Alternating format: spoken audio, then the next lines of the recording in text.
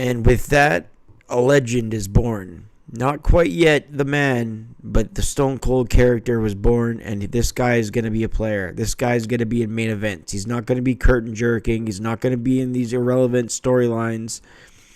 It's going to take some time, but this guy's a player now. Stone Cold Steve Austin's victory speech at the 1996 King of the Ring on June the 23rd, 1996. That happened in front of 8,762 fans at the Mecca Arena in Milwaukee, Wisconsin. This was the 4th annual King of the Ring event. Hey everybody, Brett Mix here from Macho Wrestling 101. Hit like and subscribe. This is another King of the Ring pay-per-view review. That was Austin 316 promo, obviously, that this event is known for. Thought we'd listen to it for a change. Jim Ross, Vince McMahon, and a hilarious Owen Hart did commentary for this event. Before the pay-per-view aired, the free-for-all, the Body Adonis defeated the New Rockers, and Hunter Hearst Helmsley, who was booked to win the King of the Ring, ended up beating Aldo Montoya, just incredible, at 3 minutes. Jay was just incredible. Opening contest, Austin and Wildman Mark Mero, so it's Stunning Steve versus Johnny B. Bad if we're in the WCW, but it's the Wildman and Stone Cold in the WWF. Both these guys used to opening pay-per-views in WCW. Not so much together, but definitely matches between Johnny B. Bad and Brian Pillman, I can remember. Other matches for the U.S. title, Stunning Steve versus Dustin Rhodes, I believe, open one. So they knew how to work, and these are two technicians. Jim Ross said Wildman for his aerial offense, Austin for his methodical mat technique. Imagine that. Austin was a mat technician before the injury. These two went to hell and back. Austin actually ended up getting bloody messed. Mero botched a move, and Austin ended up getting stitches at the hospital. He had a bloody jaw. He had the stunner, the neck breaker combined, which busted open his jaw. Austin Irish whipped Mero on a reversal, and he slaps the sleeper hold on Stone Cold. Austin hit a modified version of his finisher, and on the bottom, he busted open his jaw there. He begins to bleed from the mouth. Mero drops Austin with a drop kick off the ropes, and the bloody jaw is apparent. Mero places Austin in the corner and scored with a series of right hands, which didn't help. Stone Cold was a bloody mess in the corner and sent back first into the corner. Austin and Mero really went to war in a technical battle here. Austin catches Mero with a kick to the midsection, and instead of a stunner, he hits a stun gun. Then Austin hits the stunner and gets the victory at 16:49. It was the Wildman Mark Mero's first loss in the WWF. Steve had to go to the hospital to get stitches. There was a part of the crowd that was cheering for Austin. There was it's like the same ECW type crowd that traveled to these 95, 96, 97 WWF events and would cheer the heels, but especially if you were a cool heel like Austin. I give the match 3 stars and 3/4. It was a great opener. Next up, and by the way, that was a King of the Ring semifinal match. Before this, at King of the Ring 93 to 95, they had quarterfinal matches. But after the disaster of King of the Ring 1995, they wanted to switch it up. So they thought, let's just put 2 semifinal matches with a final match. So this was a semifinals match, meaning the winner just goes to the finals.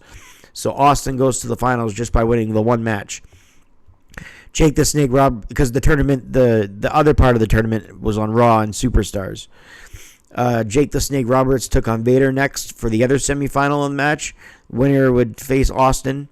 Jake the Snake Roberts was the sympathetic, born-again favorite to win this King of the Ring. I think Vader should have won.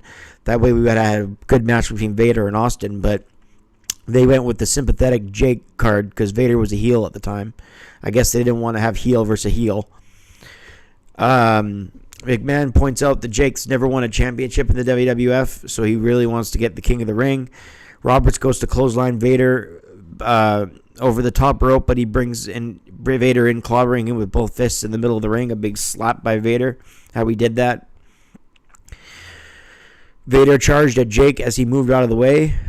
Jake hits the DDT, but Vader grabbed the official going down. Owen claims he didn't do it, of course, because he was with Camp Cornette at the time. In the end, at 3:34, Vader was disqualified by grabbing the official, and he used the official as a human shield while Roberts tried the DDT. So escaping the DDT, he grabbed the ref. So Jake the Snake Roberts wins by DQ. After the match, Vader, out of anger, destroyed the ribs of Jake Roberts and ended up hitting a Vader bomb.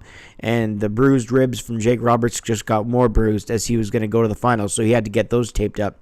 So the finals between Jake the Snake and Austin had both 2 injured wrestlers. I rate that match 3 stars of a quarter. Owen was hilarious on commentary, calling Jake the Snake 50 or 60 years old. It's probably one of the funniest on commentary. I'm just laughing thinking about it. It's probably one of the funniest special guest commentator appearances by a wrestler ever. And if you don't think so, and you think I'm just remembering Owen fondly because we all do, no, go back and watch this event from start to finish and tell me it's not. And tell me the one, if it isn't, tell me the one that is, because I'm damn sure going to watch it right away. The Smoking Guns, Billy and Bart, the champions, with Sonny, defended against the Godwins, Henry and Phineas, with Hillbilly Jim. Phineas, of course, Dennis Knight, the future Midian. Phineas, Godwin set up the Smoking Guns to start things off with Bart Gunn as the bell rings. Sonny did her job. She was really over at the time. Bart tags in Billy as for the hot tag, and now the Guns are able to isolate Henry Godwin into their half of the ring. They show a clip of Billy Gunn earlier in the ring hitting Henry Godwin in the back as he came off the ropes. And Owen, being his hilarious self, said it was hard to tell. And then he proceeded to tell Jim Ross that he talked too much for a guy who's never been in the ring. Bart comes in and applied pressure to the lower back of Henry Godwin. Henry rolled up Billy, who was again in the ring, and got a 2 count. The Smoking Guns both simultaneously swung each Godwin into the corner at the same time. Behind the official, Bart attacked Phineas with a hard shot. Bart covered Phineas Godwin and got the 3 count at 10-10, so the Guns retained the titles. It dragged at times, but it was definitely a solid tag match. I rated it 2 stars and a quarter. Next, we have the Ultimate Warrior versus Jerry the King Lawler. Warrior had returned not long ago. He had the WrestleMania squash of Helmsley. This is just basically the squash of Lawler, but before Lawler gets squashed at 350 by Warrior in this 1/4 star match, Lawler was hilarious on the microphone coming to the ring. Lawler just let out joke after joke after joke. He made fun of the crowd. He said that the Brewers are called the Brewers because everyone in Milwaukee is drunk. Lawler, yeah, he was hilarious in the mid to late 90s. Next up, we have Mankind versus The Undertaker with Paul Bearer. This isn't quite the classic that they had 2 years later at King of the Ring 98, but it's definitely one of the most underrated matches the two had. It's their first pay-per-view match, and it's incredibly significant because The Undertaker, this is the first match where I've seen him in a slugfest going hard and fast. He was the Zombie before this. I think the match with Diesel at WrestleMania 12 was a big turning point for his character, The Undertaker.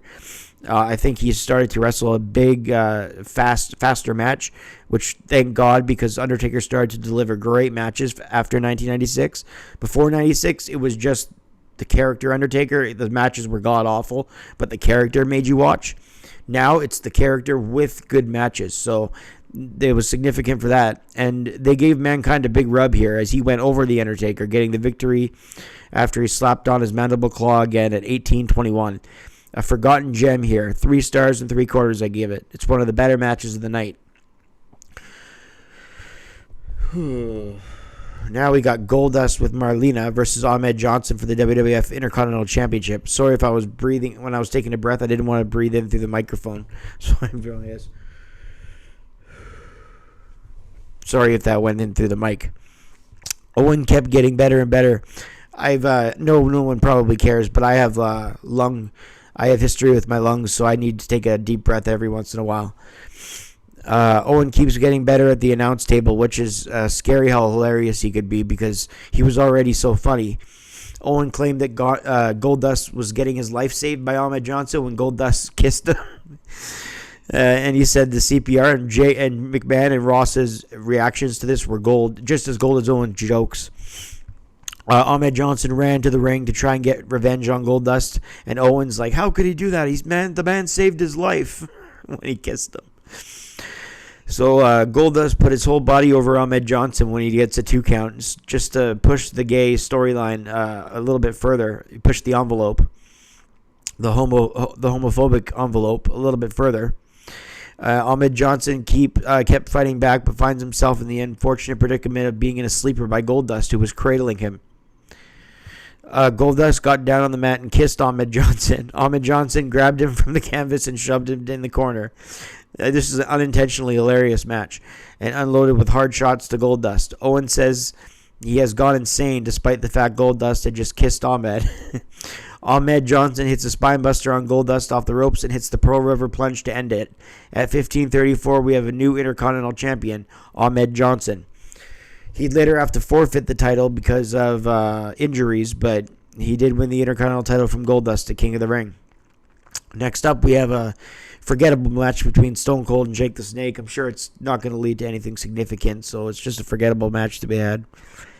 And obviously, I'm being sarcastic. It wasn't the match, though. It's the promo that I had you guys listen to that you guys have already heard before, but need to hear again if we're reviewing this event. Austin just maliciously with his stitches in place now. He came back from the hospital and he knew that Jake had cut a religious promo on him. So Doc Hendricks, Michael Hayes was telling him, you need to incorporate that into your promo when you win the King of the Ring. So Austin thought about the John 3:16 line, and then he comes to the ring with stitches and he beats the hell out of Jake the Snake and dominates the rib section. Austin then goes to and he gets the stunner with the win at 4:28. I rated it a 1.25 stars, but I wasn't taking the promo or the significance into account when I graded the match. Austin hits the Austin 3:16 promo and hits it. Austin delivers the Austin 3:16 promo, and the rest is history, as they say. The main event takes place, and this is really the match of the night, I think, because they have underrated chemistry. It's the Heartbreak Kid Shawn Michaels with Jose Lothario versus Davey Boy Smith with Jim Cornette and Diana Smith. Mr. Perfect was a special guest referee, and there was a lot of questions. Is Mr. Perfect going to call this one down the middle because he's either,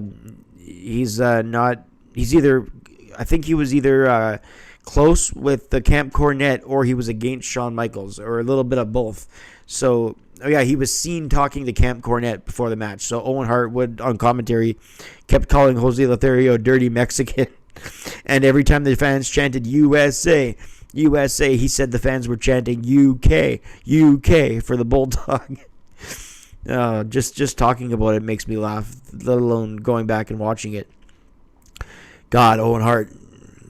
Imagine if he didn't pass. Imagine how many more hilarious moments we would have experienced.